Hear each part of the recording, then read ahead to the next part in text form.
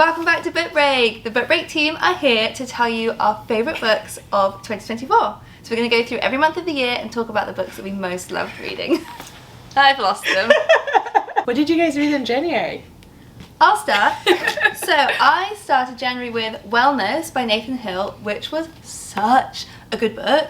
This is what it looks like in paperback now. It's really fun and colourful. This book is long. This took me a few weeks to read, but it was a book that I was just absolutely loving being like stuck into. So it's, on the surface, it's the story of a married couple. So it starts with meeting them in their kind of early 20s in New York, and then it jumps back and forth a lot, and you see them again as adults in a marriage that isn't very happy at that point, it's kind of falling apart, and then fill in lots of the gaps in between. So that's kind of the surface level story, and that was a great story, and I loved both of the characters so much. Like, you really care about them, getting their relationship back on track. But this book is also kind of bonkers because it throws into that all of this other stuff. So we go like way back in time, we learn about their kind of generations of their family before, we get some little lessons in here. There was a whole chapter about the Facebook algorithm and how it works, but it was like part of the story because the main guy's dad gets like obsessed with kind of conspiracy theories on Facebook, and it's all about how Facebook targets you. It's very funny the whole way through. It's also really moving. It's very emotional. I just loved it. It's a lot of fun. It's a book that I was very happy. Cover's so nice. Cover really is good. Yeah, and this is like right at the beginning. That's how they meet, is that they live across from each other, and they both don't know that they are both like looking at each other through the windows. That's cute. And they're like, oh no, I don't want them to see me looking at the window, but then they're both doing it. I like that. That's really cute. So it's great. Completely differently, the other book that I loved in January was One of the Good Guys by Araminta Hall. This is a thriller, so it's told in 3 parts. The first section is from the perspective of this man, Cole, who is one of the good guys, and he can't understand what he's done wrong, why his wife has left him, because he's so nice, right? And then section 2 is from the perspective of the wife, and you get a slightly different version of the story. And then the third perspective, I'm not even going to tell you who it's from because it would give away too much of a plot twist. But this is a real conversation starter. We did a book club for this book, and there were so many opinions, like people getting fierce about their opinions, and that's the sign of a good book. So those are my 2 January faves. What about you? My January fave was The Atlas Paradox by Olivia Blake. I feel like nobody's surprised here. This came out in paperback in January, and I love this series so much. The first book is called The Atlas 6, and it follows 6 initiates in the secret society of the Library of Alexandria. That is a mouthful. And in the second book, I'm not going to tell you too much about this one because it really just goes off on like a complete tangent, and you end up where you don't really expect to end up, and you get to really see the characters grow into people that you don't expect them to grow into. They become very different than like your usual development of people, I suppose. And I just think it's a great series, and also all of the books have artwork in them. So nice. And it's just great. I really recommend this series. It's really good. This is like a classic second book in a series where everything is just crazy and chaotic and you can't help but read it. February! Whee! Caroline, what did you read in February? In February, I read A Tempest of Tea by Hafsa Faisal, and this was actually my first book by Hafsa Faisal, and I absolutely adored it. I didn't know really what I was expecting, but it's basically a vampire heist, on a heist. So what more do you want, really? Oh, and there's tea. I mean, come on. I really liked that there was a bit of a love triangle, and I also really enjoyed that it wasn't just about the romance, but really just about figure out your place in the world. And there was a lot of, you know, political discussions linked into it as well, which was really good. But didn't you read this as well? I did. The ending actually like threw me. Did you feel like the ending? I'm like, where is the second book? It was so good, and also because it's kind of a shorter read, I just ate it up and binged it in like a very few amount of sittings. The characters, I loved them so much, and I really liked the setting as well. The setting gave me like Peaky Blinders vibes in the best way. All the characters, I absolutely loved them. Every single one. Every single one. Yeah. I also read it. Okay. I read it too. What did you think read of it. I loved it. It's so outside my genre comfort zone, but it was a lot of fun. Yeah, it was great. I really enjoyed it. This is me trying to get Emma on Fantasy World. Yeah, maybe it's working. Have you read any more fantasy? And then, classic me, I'm going to come in with something sad that makes you feel a lot of emotions. Other Women by Emma Flint. This is based on a true story but it's a novel about a court case of, I don't want to give too many spoilers, I'm going to be very vague, based on a court case of a man who was accused of a terrible crime, but because the crime is against a woman and the woman didn't act perfectly, then in real life all of the news headlines were so anti this woman, and it makes you so angry to read. So this is a novelization of that story, and it's about how society treats women and expects women to be perfect at all times, whereas men can get away with stuff that is a lot worse than what they do. So this book made me absolutely furious in the best way. The paperback cover is very different than a hardback. This is gorgeous. Yeah, it's lovely. It's had a whole rebrand. I think it's great. Really kind of brings the time period to life. Yeah. In March, I read The Blonde Identity by Ali Carter, which was her first adult book. Blonde Identity is romance with elements of spies. And it's really fun and bonkers. It's basically a romance with spies, so interesting. And basically the first part of the book, she wakes up from being unconscious in the streets of Paris and has absolutely no idea who she is. And when she gets up and is being chased by people, she sees on the news someone that looks very much like her and who is a spy. So she just believes that she's a spy. In April, I read Divine Might by Natalie Haynes, which is kind of this non-fiction book that tells you all about the goddesses of the ancient Greek world, so kind of their mythology. And I love this so much that I actually wrote bits of this into my dissertation as reference. That's how big I am on ancient Greek myth.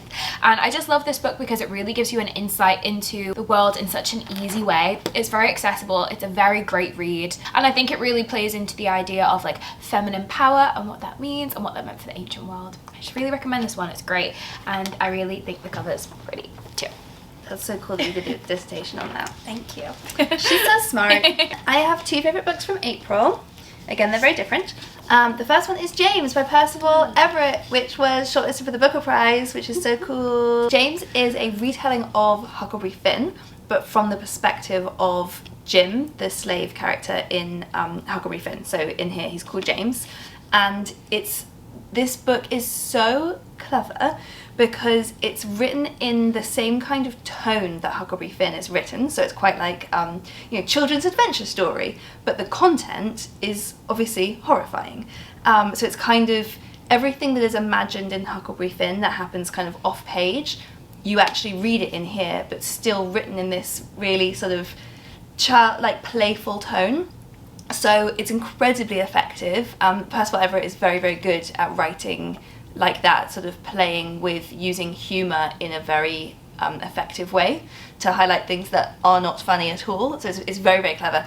Anyway, I thought this book was incredible. I found it, it stuck with me for so long after reading it, because obviously the imagery in here is very powerful and very upsetting. It's a brilliant, brilliant book. And then something different that I loved in April is Sociopath by Patrick Gagney. This is a memoir written by a real life sociopath, and it's so interesting. She is incredible. She came into the office and we all got to meet her and I got to interview her, so we will link to that video below. She's such a fascinating person, and I loved reading this book because it showed me that I really didn't know what sociopaths really were. I had a completely flawed image in my head of what that meant, and so all of your burning questions about sociopaths will be answered and all of your assumptions will be overturned. Did you find yourself to be a sociopath?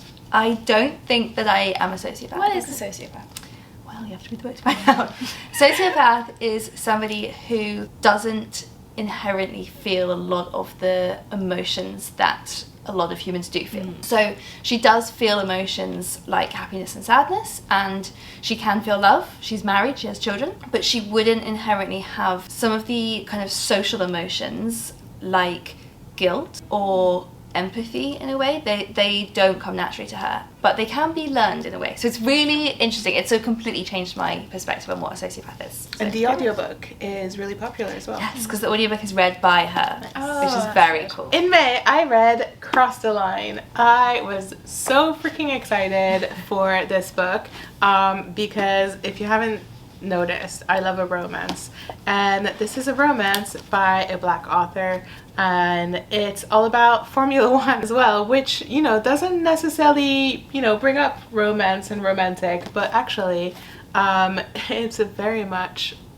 right there. This book follows Willow. She just graduated from a social media degree, and Dev, this guy, is a Formula One driver, and basically he has a complete social media fiasco and needs to revamp his reputation, and he decides to hire his best friend's little sister.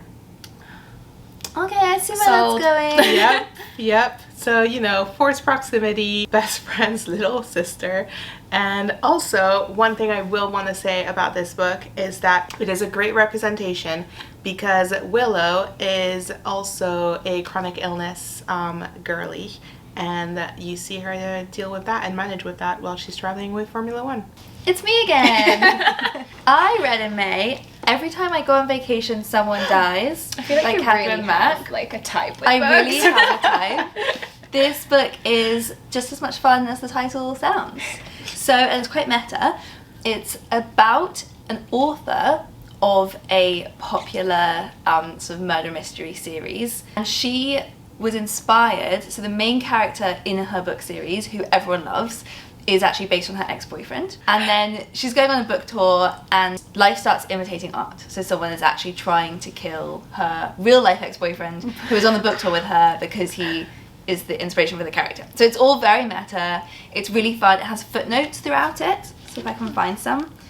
Sounds chaotic. So it's chaotic. So it's got like... It's got little footnotes at the bottom, so she has like sassy little asides as she's going on, and I just found it really fun. It's really funny and lighthearted, and it's all set in the world of books, but it's got murder and romance. Nice. It's great.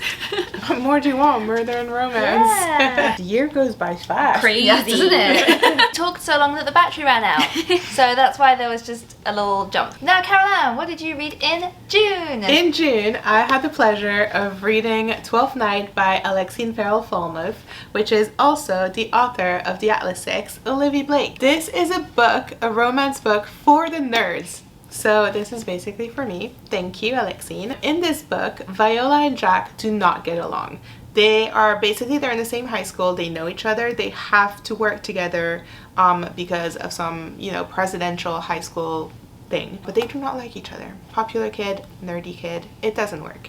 And the thing is that Viola absolutely adores playing on an online game, but is just so sick of the misogyny that happens on this game. So she creates a character where she is a boy, and she plays as that boy in the game. And Jack, the popular kid, is a jock. He's a football player, and he has an accident and hurts his knee, I think. And basically he has to spend a few weeks where he just doesn't have anything to do, so he decides to play this online game. And in the online game, they become the best of friends. ... Also in June, the paperback came out of Everything's Fine by Cecilia Rabess, which is another book that I absolutely adore. I love this paperback cover. It's completely different. The hardback cover was also stunning. Put it on screen over my face. You don't need my face, you just need to look at this cover. I loved that cover so much. But I equally love this one. Like, the bright colours of this is so good. So they're both great. Very different. I like Very, this very different. Yeah, exactly. Like the wine.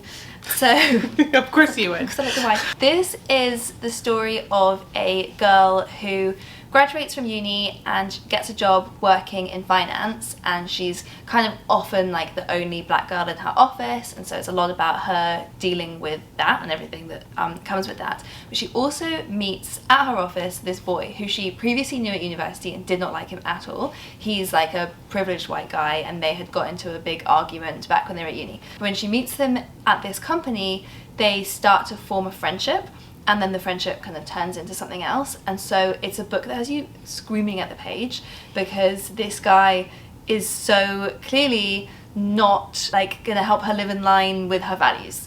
And the same goes for the job. Like, it's all about a sort of young woman trying to find her way in the world and realizing that she's making decisions that don't fit with her own values, and what that means and how hard that can be to figure out. It's very much about Jess. It is not a romance story. It's about her kind of personal journey within that relationship. It's a very interesting book. And again, conversation starter that has had people with lots of opinions fighting over it. In July, I read my favorite book by my favorite author. This is Business Casual by B.K. Borison. It is the final book in the Love Light series. Basically, the most perfect ending to any series I've ever read or watched or listened to. In this book, you follow the story behind Charlie, which is Stella's stepbrother from the first book, and Nova, who is Beckett's little sister from book 2. You find out more about them and you see the dynamics, and basically Nova is a bit of a black cat character. She is the sort of heroine that just wants to do everything by herself, independent. She just knows what she wants and she will do anything to get it. In this book, she's trying to open up her own tattoo parlor. And Charlie is the very button-up linen trouser finance bro. Don't let me deter you. We love Charlie. Charlie also knows what he wants, and he wants Nova. Need I say more? When is this one set? 'Cause they're all set after Yes, seasons, so this is November. This is the fall autumn season. Oh, exciting. Well, they go. This is definitely a spoiler. She's I currently won't reading look Love Light. I won't say anymore because Daisy is currently reading it. So for the first time, and I'm loving it. This month I read The Wren in the Holly Library, which Caroline also read. This is a suburban urban fantasy book that I ate up. It's essentially a Beauty and the Beast retelling, and that really comes through very clearly, but it's so different as well. Like, it hits the pointers and the marks that it's supposed to of the original storyline, but at the same time there are so many other side plots and side characters that get introduced that it feels like this whole new world that you're falling into for the first time, and I really loved this one.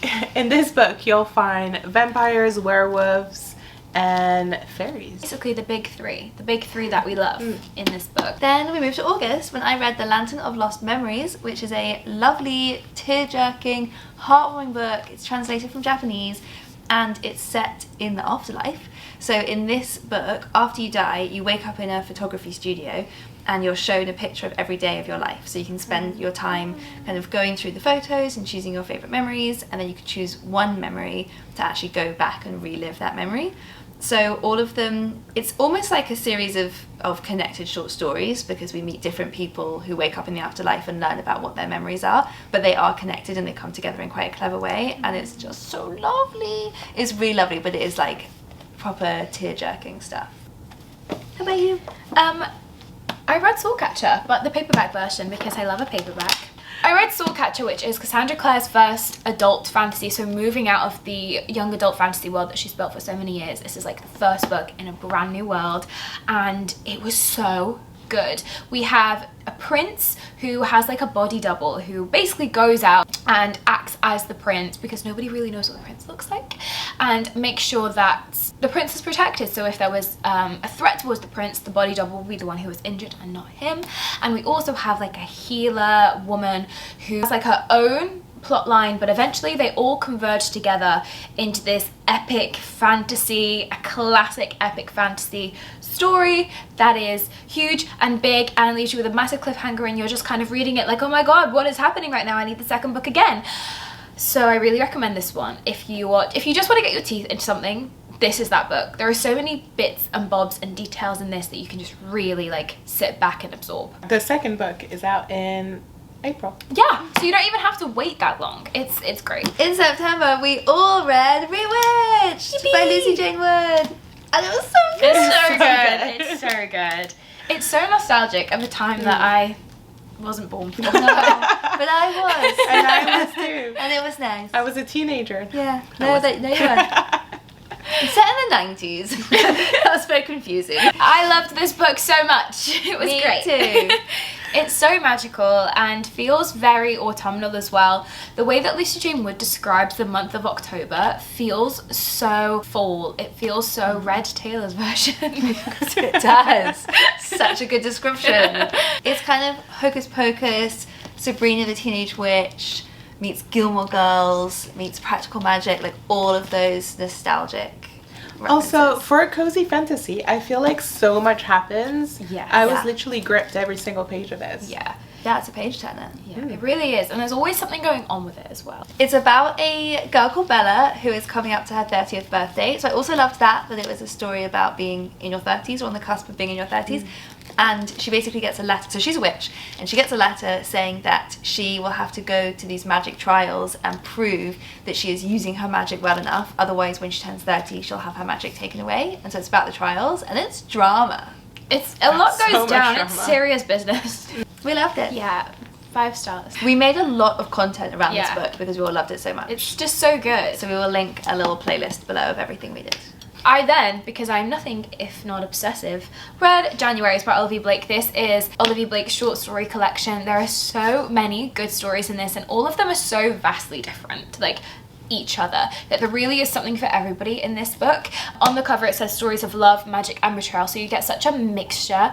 And even though these are short stories, you can't help but feel connected to all of the characters because of the style that Olivia Blake writes in. There are stories about motherhood, there's stories about love. It just feels so equivocally Olivia Blake. You pick this up and you know exactly what you're getting, and I love it. It's great. You should all go read it, because I also like that it's short stories because you can pick it up and put it down and you don't have to remember what's going on because you're just in a brand new story. How short are we talking about? They vary. So some of them are like 10 pages, some are like 40 pages. Like, they really vary. So again, something for everyone. And they are split into seasons, which is nice. Oh, that's cute. And it's fun that you read that one in October, but it's called January's, just to confuse everyone.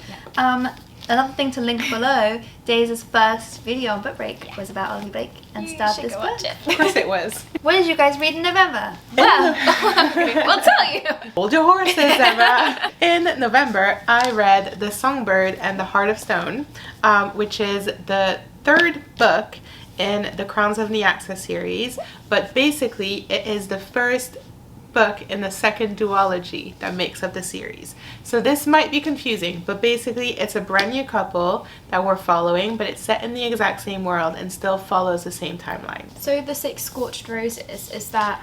It's standalone novella that kind of goes in the middle. So the 6 books, is that included in it? No. Oh, so it's 3 Which duologies. confused everyone at the book break. Yes. Oh. Series is made up of 3 different duologies. So we met Oriah and Rain in The Serpent and the Wings of Night and the Ashes of Starcursed King. Their story for now is finished. We are with Misha and Azar. I'm hoping I'm saying those names right. In this book, we met Misha in the first duology. She is Rain's best friend, and we follow her new life in the underworld. I don't think I should say any more than that, but she meets Azar and his very cute dead dog. In November, I read The Courting of Bristol Keats by Mary E. Pearson, which is another first adult fantasy for one of our authors. This is more of a politically based fantasy. There is a slight enemies to lovers in there if you're into that, which I very much am. And our main character's father has gone missing and is presumed dead, but she believes that he isn't. And so she basically goes on this quest to find her father, because again, everybody thinks he's dead, and she's like, I have this suspicion he's not. And it leads her into the land of fairy, where everything is so different. She can't trust what she eats, what she drinks, who she speaks to, because you can't trust a fairy. There's some action and adventure in there. Like I said, there is the romance subplot, and it's a great size as well to read. She's thick. It's very pretty too. Yeah, Very pretty. It's a really lovely cover. And if the cover doesn't do it for you, I really hope my description does.